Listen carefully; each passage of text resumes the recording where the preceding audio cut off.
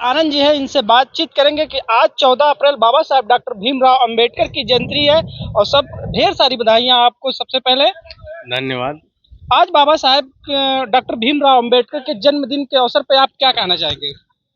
सबसे पहले तो आपके सभी दर्शकों को, आपके सभी सब्सक्राइब्स को मैं बाबा साहब डॉक्टर भीमराव अंबेडकर जी की 134वीं जयंती की हार्दिक बधाई एवं मंगल कामना करता हूं। और बाबा साहब के इस जन्मदिन के शुभ अवसर पर मैं आपके दर्शकों को ये संदेश देना चाहता हूं कि बाबा साहब ने हमारे लिए बहुत सारी कुर्बानी, बहुत सारा संघर्ष करके हमको जो अधिकार, हक नवाजा है, उस हक अधिकार को हमको संचित करके उसको आगे बढ़ाना है। जिस तरह आपने ये बात कही है कि हमको हक और अधिकार दिया है बाबा साहब डॉक्टर भीमराव अंबेडकर, जो मुझे जानकारी है कि सर्व समाज की बात की है। सर्व समाज के बारे में कहीं ना कहीं संविधान में 2 पंक्तियां सबके लिए लिखा है। कोई ऐसा समाज नहीं जिसके बारे में लिखा, लेकिन कहीं ना कहीं बाबा साहब डॉक्टर भीमराव अंबेडकर की मान सम्मान की बात आती है, स्वाभिमान की बात आती है, तो क्यों आप ही लोग आते हैं सबसे पहले? अच्छा, एक चीज मैं भूल गया। आप मुझे पूर्व जिला अध्यक्ष कहे, ये बहुत अच्छी बात है, ये मेरी पहचान है। लेकिन वर्तमान में मैं मंडल प्रभारी आजाद समाज पार्टी के पद पे आसीन हूँ और पार्टी ने मुझे प्रमोट करके भाईचारा कमेटी का मंडल प्रभारी बनाया है। अब मैं 3 जिलों की देख रेख मेरे हाथ में है। तो आजाद समाज पार्टी का हार्दिक धन्यवाद और आप लोगों का भी हार्दिक धन्यवाद, जो आप लोगों ने मुझे जो प्रेम दिया, जो सपोर्ट दिया, उसके लिए भी हार्दिक धन्यवाद। और जो रही बात बाबा साहब को मानने वालों की, तो बाबा साहब को जो सबसे पहले जान जाएगा वो सबसे पहले मान लेगा। तो ये बहुत अच्छी बात है कि जो समाज हमेशा से ये माना जाता है कि वो अज्ञानता के अंधेरे में है, लेकिन अगर उसका एक सकारात्मक पक्ष देखेंगे तो वही समाज सबसे ज़्यादा जागरूक, अपने हक अधिकार के लिए तो जागरूक है ही, जो उसका ऐतिहासिक, जो उसकी पृष्ठभूमि रही है, जो उसकी लिगेसी चली आ रही है, तमाम संतों, गुरुओं, महापुरुषों, बुद्धों की जो परंपरा चली आ रही है, उसको लेके चलने वाला समाज आज बन चुका है और अपने इतिहास के साथ जुड़ चुका है। उनका जो, उनके पूर्वजों का इतिहास रहा है, उनका जो इतिहास रहा है, उसके साथ जुड़ा हुआ है। इसलिए वो बाबा साहब को मानता है, तथागत बुद्ध को मानता है, संत रविदास जी को मानता है, गुरु कबीर जी को मानता है और तमाम उन संतों, गुरुओं, महापुरुषों के पद चिन्हों पे चलता है, जिन्होंने मानवता की बात कही, जिन्होंने जो है इक्वालिटी की बात कही, जिन्होंने लिबर्टी की बात करी, जो आज संविधान में जो लिबर्टी, फ्रेटर्निटी, इक्वालिटी, इस प्रकार के जो नियम, जो प्रावधान किए गए हैं, वो हमारी जो हजारों साल की जो परंपरा है उसी से तो लिया गया है। जो समता, समानता, बंधुत्व, भाईचारा की जो जो जो नियम है, जो बातें हैं, जो संविधान में इंकित की गई है, वो सारी बातें हमारे पूर्वजों ने ही तो बताई है, तथागत बुद्ध ने बताई है, गुरु कबीर ने बताई है, संत रविदास जी ने बताई है। तो हमारा जो SC ST समाज है, आप देखेंगे वो अपनी, अपने इतिहास, अपनी परंपराओं को लेके जागरूक है, इसलिए वो बाबा साहब के साथ खड़ा।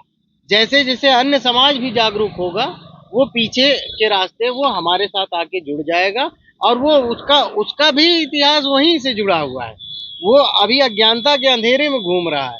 जब वो अपने असल इतिहास को जान जाएगा तो वो भी कहेगा कि नहीं, यही तो मेरा अपना इतिहास है, यही तो हमारे पूर्वजों की परंपरा है।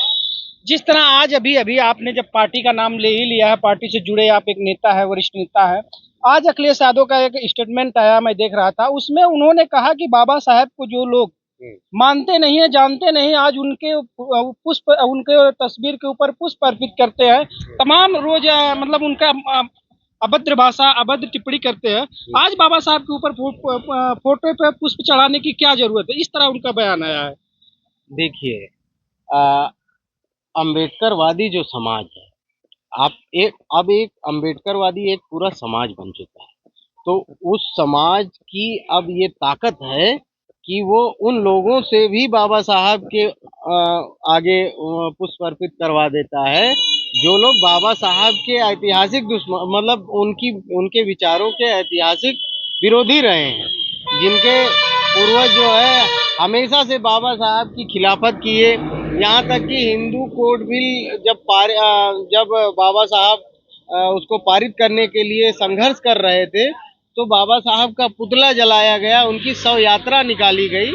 आज उन्हीं को अपना आदर्श मानने वाले लोग आज बाबा साहब के आगे पुष्प अर्पित कर रहे हैं। कहीं ना कहीं ये राजनीतिक है, चुनाव ये वोट लेने की सिस्टम से बाबा साहब को मानते हैं, या दिल से मानते हैं, या डर से मानते हैं, कैसे मानते हैं? देखिए, भारत में जो लोकतांत्रिक व्यवस्था आई वो तो संविधान के ही माध्यम से आई। लोकतांत्रिक व्यवस्था में एक वोट एक वैल्यू बाबा साहब ने दे दी। हर आदमी की एक वोट है और उसकी एक वैल्यू है। चाहे 100 गाड़ियों का काफिला लेके एक राष्ट्रपति चलता है, राष्ट्रपति के पीछे 100 गाड़ियों का काफिला होता है, या एक कमजोर निरीह व्यक्ति जो वृद्ध है वो भी जाता है वोट डालने के लिए, तो वो भी एक वोट दे के आता है। और देश का जो प्रथम नागरिक जिसको राष्ट्रपति जिसको बोला जाता है, वो भी जब जाके वोट देने जाता है तो एक ही वोट डाल के आता है। तो ये जो इक्वालिटी का सिद्धांत बाबा साहब ने लागू कर दिया संविधान के माध्यम से, इससे हर व्यक्ति की एक वैल्यू बनी, उसकी एक गरिमा आई। उस गरिमा के कारण हर आदमी की कीमत बन गई। अब जब हर व्यक्ति की कीमत बढ़ गई, हर व्यक्ति राजा बनने के काबिल हो गया, हर व्यक्ति जो है एमपी एमएलए प्रधान बनने के काबिल हो गया, जो कि संविधान के माध्यम से उसको ये अधिकार मिल गए, तो अब उस व्यक्ति की कीमत हो गई। और उस व्यक्ति की कीमत जैसे बाबा साहब की पहली सोच थी, सर्वजन हिताय सर्वजन सुखाय, सभी लोग समानता का अधिकार हो, सभी लोग सामान्य हो। लेकिन कहीं ना कहीं देखा जाता है बाबा साहब के विचारों को ठुकराया जाता है, या 14 अप्रैल हो या बुद्ध पूर्णिमा हो, कुछ ही चंद दिनों ही कुछ लोग जो बाबा साहब के बताए हुए रास्ते को लेकर चलते हैं, और अन्यथा और दिनों उनको देखा जाता है इग्नोर करते हैं। उनको क्या कहना चाहिए? देखिए, मैं तो उनसे कहूँगा कि अभी बाबा साहब को वो जाने, बाबा साहब के बारे में पढ़ें, और भारत का जो असल इतिहास है उसके बारे में जानकारी हासिल करें। जब तक वो उनके बारे में जानकारी नहीं हासिल करेंगे, एक जो उनको बीमारी लगी हुई है जाति व्यवस्था के कारण, उनको एक बीमारी है, मानसिक बीमारी, जो कि उससे घिरे हुए हैं, उस मानसिक बीमारी के से जो विचार आते हैं, इसकी वजह से वो बाबा साहब से नफरत करते हैं। अन्यथा जैसे ही उनको बाबा साहब के बारे में ज्ञान होगा, वैसे ही वो बाबा साहब के आगे सर झुका देंगे और बाबा साहब के बड़े फॉलोअर हो जाएंगे, उनके मानने वाले हो जाएंगे, और ये सिर्फ अज्ञानता की वजह से। हम बातचीत कर रहे थे, ये मंडल प्रभारी AK आनंद जी है, इनसे बातचीत किया, काफ़ी चर्चे के बाबा साहब डॉक्टर भीमराव अम्बेडकर के। दोस्तों, बाबा साहब डॉक्टर भीमराव अम्बेडकर, मैं आपको बता दूं, वो एक ऐसे महान व्यक्ति थे जो पूरे भारत में नहीं पूरे संसार में कह लिया जाए, उनके इतना विद्वान व्यक्ति कोई नहीं था। सर्व समाज की बात कही, सर्वजन हिताय सर्वजन सुखाय की बात कही, लेकिन कहीं ना कहीं चंद लोगों ने बाबा साहब को अपमानित करने के लिए ठोस कई कदम उठाए। लेकिन बाबा साहब इतने मजबूत व्यक्ति आज के डेट में कोई नहीं है, सर्व समाज आज उनके साथ है। आप देख लीजिए कि जिस तरह बहुजन समाज, जिस तरह बाबा साहब के एक शब्द विरोध बोलने पर, एक शब्द उनके विरोध में बोलने पर पूरा समाज इकट्ठा होकर बाबा साहब के अपमानों को झेल नहीं पाता है। आज बाबा साहब की जो बनाई हुई व्यवस्थाओं पर जो जिस तरह लोग चल रहे हैं, जिस तरह लाभ ले रहे हैं, मैं समझता हूं वो एक अलग बात है। लेकिन बाबा साहब के बनाए हुए हर व्यवस्था को सर्वजन हिताय सर्वजन सुखाय की बात हो, और बाबा साहब का जो विचार था बौद्धमय, पूरा भारत बौद्धमय बने, उस विचार को लोग लाने का प्रयास कर रहे थे। आप देख रहे हैं अधिकार की बात न्यूज, मैं हूं मनोज कुमार।